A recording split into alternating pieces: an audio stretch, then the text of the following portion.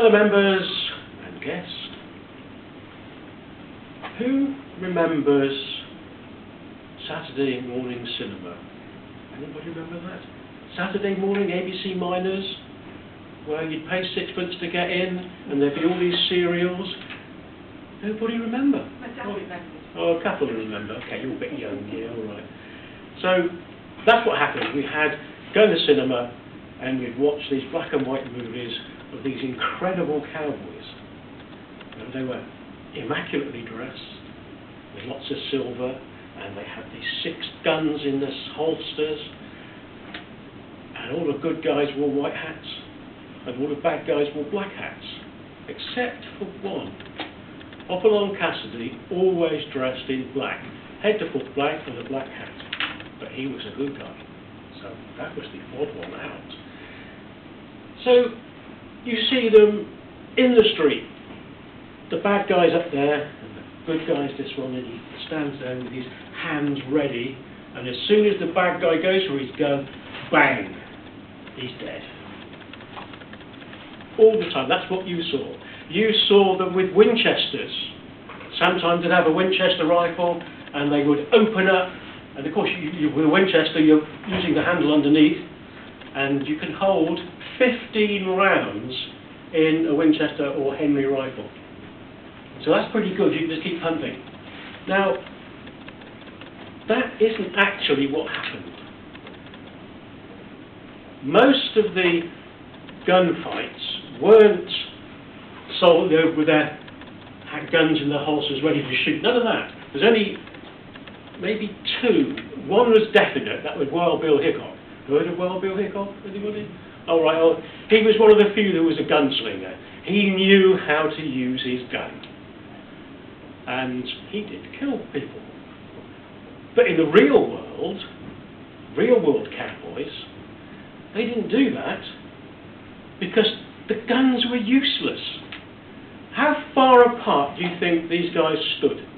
Any ideas? How far apart? Do it in feet, because I don't much like this metric stuff. 20 feet. 20 feet. No, 20 feet. Any up on 20 feet? No. How much? 10, you're right. 10 feet was the norm for a gunfight. 10 feet, because the guns were so useless. Now, what happens? You don't do the quick draw, because most cowboys didn't have holsters. They had the guns in their pockets or stuck in their belts. Now, Wild Bill Hickok, he always had his with the butts going that way across, cross butts. Now, you can't really do that. So what he used to do was just grab the butt, pull the gun and fire. But only occasionally. Most of the time it was someone would shout, 5, 4, 3, 2, 1, and then you'd shoot. Now, if you're lucky, you hit them. Normally, they would fire around each other. That's when the problems started, because not like the movies. In the movies, what did you have? They opened fire, killed each other, fight. Not in the real world, because when you fire, these pistols, the cartridges contain black powder. Black powder? When you fire black powder, you get a cloud of black acrid smoke. And when you get them fanning their guns, and that's the business of pull the trigger and just do that, because these are all single action guns. You have one shot, pull the hammer back, fire the next shot, pull the hammer back. But if you fan it, which is that, you just spray. And you just hope somewhere in there you're going to hit it. But it takes several minutes for the smoke to clear. So you're all waiting to see who got shot. And eventually the cloud moves away, and you'll find that maybe a bystander got shot. Maybe the person you were firing at got hit, sort of winged or whatever. Sometimes they were dead. Sometimes both of them were dead. But that's what used to happen. Now, this business of going out in the street and having a gunfight, that was extremely rare because it was too dangerous. If you're going to have a shootout, you try and do it in a situation where you've got the upper hand, i.e. shoot them in the back. That's the best way of doing it. You do not want to take on a gunman The gunmen you wanted to avoid were people like John Wesley Harding, Wild Bill, of course, Billy the Kid. They're the ones you needed to avoid. So you don't have a gunfight with them. You shoot them in the back, which is what happened to Billy Kid. And Wild Bill Hickok was shot in the back playing cards. So that's the way you deal with them. The other kind of gunfight would be in a bar. You get drinking. And what do the cowboys do when they come back from the range? Drink, gamble, sex. Those are the main things. And so they go into the bar and they'd start drinking, and someone would accuse someone of cheating, so there'd be a punch-up and they'd pull a gun out and shoot, and then everyone would start blasting away and you can't see anything because of the smoke. So those are crazy situations. If you look at cowboys in general, their main role was to be on a ranch, maintaining the ranch. That's fences, buildings. They would be looking after the cows, herding the cows.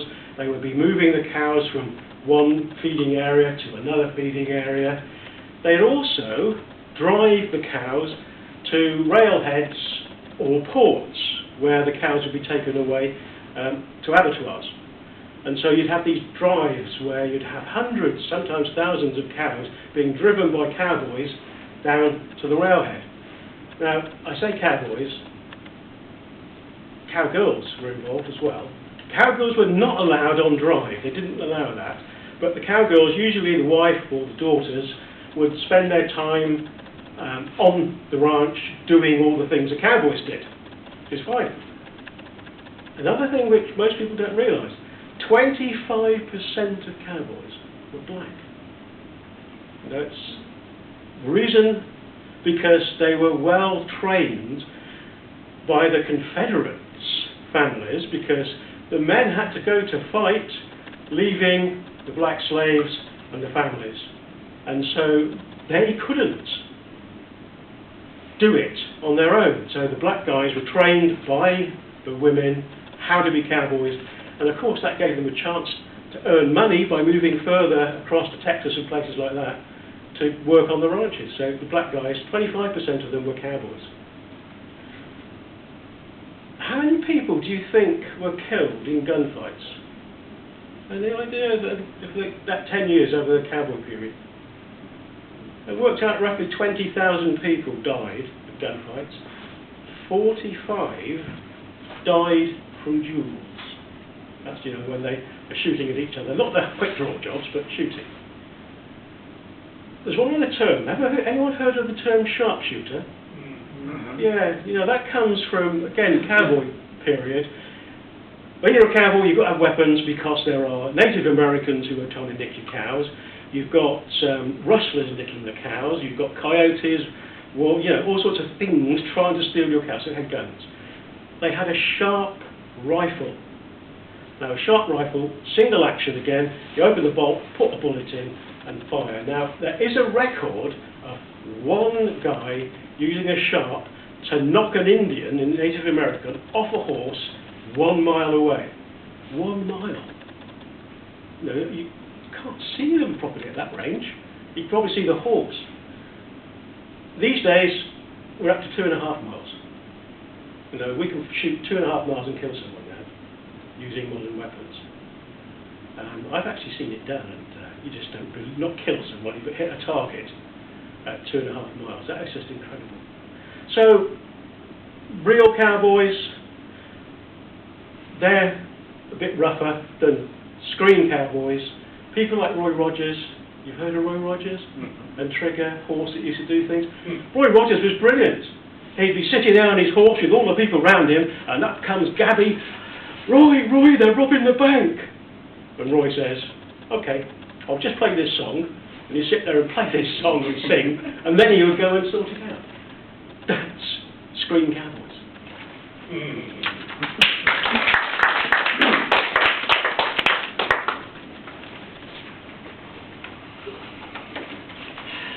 Thank you, Brian, for a very entertaining target speech. Interesting. Yeah, I kind of like the cowboys on television, black and white.